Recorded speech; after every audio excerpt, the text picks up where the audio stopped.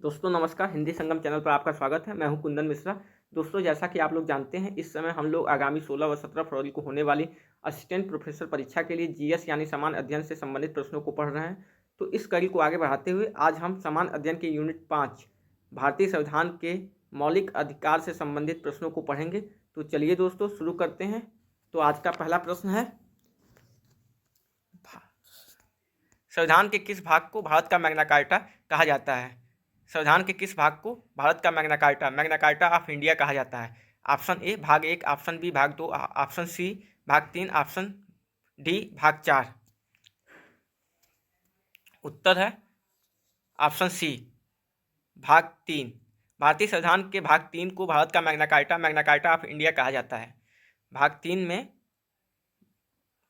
मौलिक अधिकार से संबंधित प्रावधान किए गए हैं जिसे भारत का मैग्ना कार्टा कहा जाता है। अगला प्रश्न है, भारतीय संविधान के किस अनुच्छेद के अंतर्गत नागरिकों को मौलिक अधिकार प्रदान किए गए हैं? भारतीय संविधान में किस अनुच्छेद के अंतर्गत नागरिकों को मौलिक अधिकार प्रदान किए गए हैं? ऑप्शन ए अनुच्छेद 112 से 115, ऑप्शन बी अनुच्छेद 12 से 35, ऑप्शन सी अनुच्छेद 222 से 235, ऑप्शन डी इनमें से कोई नहीं। आपको बताना है कि भारतीय संविधान के किस अनुच्छेद के अंतर्गत नागरिकों को मौलिक अधिकार का प्रावधान किया गया है। उत्तर है ऑप्शन बी अनुच्छेद 12 से 35। अनुच्छेद 12 से अनुच्छेद 35 के बीच भारतीय संविधान में नागरिकों को मौलिक अधिकार प्रदान किए गए हैं। अगला प्रश्न है, मौलिक अधिकारों के निलंबन। मौलिक अधिकारों के निलंबन, ऑप्शन ए कभी भी निलंबित किए जा सकते हैं, ऑप्शन बी प्रधानमंत्री के निर्देशों से निलंबित किए जा सकते हैं, ऑप्शन सी राष्ट्रपति की इच्छा पर निलंबित हो सकते हैं, ऑप्शन डी आपातकालीन स्थिति में निलंबित किए जा सकते हैं। आपको बताना है कि मौलिक अधिकार कब निलंबित किए जा सकते हैं। उत्तर होगा ऑप्शन डी, आपातकालीन स्थिति में निलंबित किए जा सकते हैं। मौलिक अधिकारों का निलंबन आपातकालीन स्थिति में हो सकता है। अगला प्रश्न है, भारतीय संविधान में मौलिक मूल अधिकार किस देश के मौलिक अधिकारों से प्रेरित है? भारतीय संविधान में मौलिक मूल अधिकार किस देश की संविधान के मौलिक अधिकारों से प्रेरित है? Option A England, option B America, option C Ireland, option D रूस। आपको बताना है कि भारतीय संविधान में मौलिक मूल अधिकार किस देश के मौलिक अधिकारों से प्रेरित है। उत्तर होगा ऑप्शन बी अमेरिका। अमेरिका के मौलिक अधिकारों से प्रेरित है भारतीय संविधान में मौलिक मूल अधिकार। अगला प्रश्न है, मौलिक अधिकार की प्रकृति कैसी है? मौलिक अधिकार की प्रकृति कैसी है? ऑप्शन ए वाद योग्य, ऑप्शन बी अवाद योग्य, ऑप्शन सी असंशोधनीय, ऑप्शन डी इनमें से कोई नहीं। मौलिक अधिकार की प्रकृति कैसी है? उत्तर है ऑप्शन ए वाद योग्य, यानी कि मौलिक अधिकारों पर विचार विमर्श चर्चा बहस किया जा सकता है। तो ऑप्शन ए होगा, वाद योग्य है मौलिक अधिकार की प्रकृति। अगला प्रश्न है, किस वाद ने संसद को मौलिक अधिकारों में संशोधन का अधिकार दिया? किस वाद ने संसद को मौलिक अधिकारों में संशोधन का अधिकार दिया? ऑप्शन ए केशवानंद भारतीवाद, ऑप्शन बी राजनारायण बनाम इंदिरा गांधीवाद, ऑप्शन सी गोलकनाथवाद, ऑप्शन डी सज्जन कुमारवाद। आपको बताना है कि किस वाद ने संसद को मौलिक अधिकारों में संशोधन का अधिकार दिया। उत्तर है ऑप्शन ए केशवानंद भारतीवाद। केशवानंद भारतीवाद के द्वारा मौलिक अधिकारों में संशोधन का अधिकार संसद को मिला। अगला प्रश्न है, भारत के सर्वोच्च न्यायालय ने संविधान की मूल संरचना बुनियादी ढांचा सिद्धांत का प्रतिपादन निम्नलिखित में से किस मुकदमे में किया? भारत के सर्वोच्च न्यायालय ने संविधान की मूल संरचना बुनियादी ढांचा सिद्धांत का प्रतिपादन निम्नलिखित में से किस मुकदमे में किया? ऑप्शन ए गोलकनाथ बनाम पंजाब राज्य, ऑप्शन बी सज्जन सिंह बनाम राजस्थान राज्य, ऑप्शन सी केशवानंद भारती बनाम केरल राज्य, ऑप्शन डी शंकरी प्रसाद बनाम भारत संघ। उत्तर होगा ऑप्शन ए गोलकनाथ बनाम पंजाब राज्य। भारत के सर्वोच्च न्यायालय ने संविधान की मूल संरचना बुनियादी ढांचा सिद्धांत जो है का प्रतिपादन गोलकनाथ बनाम पंजाब राज्य मुकदमे में किया है। अगला प्रश्न है, निम्नलिखित कथनों में से कौन सा सही नहीं है? नीचे कथन दिए गए हैं, बताना है कि इनमें से कौन सा सही नहीं है। ऑप्शन ए के एम मुंशी संविधान की प्रारूप समिति के सदस्य थे। ऑप्शन बी संविधान सभा द्वारा भारतीय संविधान स्वीकार किया गया। ऑप्शन सी बलवंत राय मेहता समिति रिपोर्ट 1957 द्वारा पंचायती राज की संस्तुति की गई। ऑप्शन डी संविधान में वर्णित मूल अधिकारों के संरक्षक भारत के राष्ट्रपति हैं। बताना है इनमें से कौन सा सही नहीं है। उत्तर होगा ऑप्शन डी संविधान में वर्णित मूल अधिकारों के संरक्षक भारत के राष्ट्रपति हैं। ये सही नहीं है, ये कथन सही नहीं है। भारतीय संविधान में मूल अधिकारों के संरक्षक राष्ट्रपति हैं, ये कथन सही नहीं है। जबकि भारतीय संविधान में वर्णित मूल अधिकारों के संरक्षक जो है वो है सर्वोच्च न्यायालय। भारत का सर्वोच्च न्यायालय भारतीय संविधान में वर्णित मूल अधिकारों का संरक्षक है। अगला प्रश्न है संविधान के अंतर्गत मूल अधिकारों का संरक्षणकर्ता कौन है। वही प्रश्न आगे आ गया उसी से संबंधित। भारतीय संविधान के अंतर्गत मूल अधिकारों का संरक्षणकर्ता कौन है। ऑप्शन ए संसद, ऑप्शन बी राष्ट्रपति, ऑप्शन सी सर्वोच्च न्यायालय, ऑप्शन डी मंत्रिमंडल। मूल अधिकारों का संरक्षणकर्ता किसे कहा जाता है या कौन है, बताना है। उत्तर होगा ऑप्शन सी सर्वोच्च न्यायालय। सर्वोच्च न्यायालय मूल अधिकारों का संरक्षण करता है। सर्वोच्च न्यायालय मूल अधिकारों का संरक्षण करता है। अगला प्रश्न है निम्नलिखित में से किसको संविधान द्वारा प्राप्त मौलिक अधिकारों को लागू करने की शक्ति दी गई है। निम्नलिखित में से किसको संविधान द्वारा प्राप्त मौलिक अधिकारों को लागू करने की शक्ति दी गई है। ऑप्शन ए भारत के सभी न्यायालयों को, ऑप्शन बी संसद को, ऑप्शन सी राष्ट्रपति को, ऑप्शन डी सर्वोच्च न्यायालय एवं उच्च न्यायालयों को। आपको बताना है कि संविधान द्वारा प्राप्त मौलिक अधिकारों को लागू करने की शक्ति किसको दी गई है। उत्तर होगा ऑप्शन डी सर्वोच्च न्यायालय एवं उच्च न्यायालयों को। सर्वोच्च न्यायालय एवं उच्च न्यायालयों को मौलिक अधिकारों को लागू करने की शक्ति दी गई है। अगला प्रश्न है धर्म आदि के आधार पर विभेद का प्रतिषेध भारत के संविधान का अनुच्छेद 15 एक मूल अधिकार है जिसे इसके अधीन वर्गीकृत किया जाएगा। धर्म आदि के आधार पर विभेद का प्रतिषेध भारत के संविधान का अनुच्छेद 15 एक मूल अधिकार है जिसे इसके अधीन वर्गीकृत किया जाएगा। पूछा गया है कि जो विभेद का प्रतिषेध है जो संविधान के अनुच्छेद 15 में है वो किसके अधीन वर्गीकृत किया जाएगा।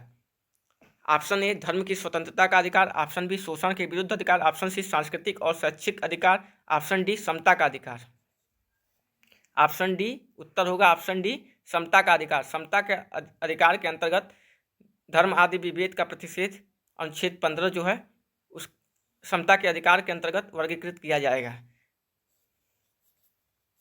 अगला प्रश्न है निम्नलिखित में से कौन सा एक सही है। नीचे कथन दिए गए हैं और पूछा गया है इनमें से कौन एक सही है। आपको बताना है कि इनमें से कौन सा एक कथन सही है। ऑप्शन ए भारतीय संविधान में मूल अधिकारों को शामिल करने के लिए नेहरू रिपोर्ट 1928 ने समर्थन किया था।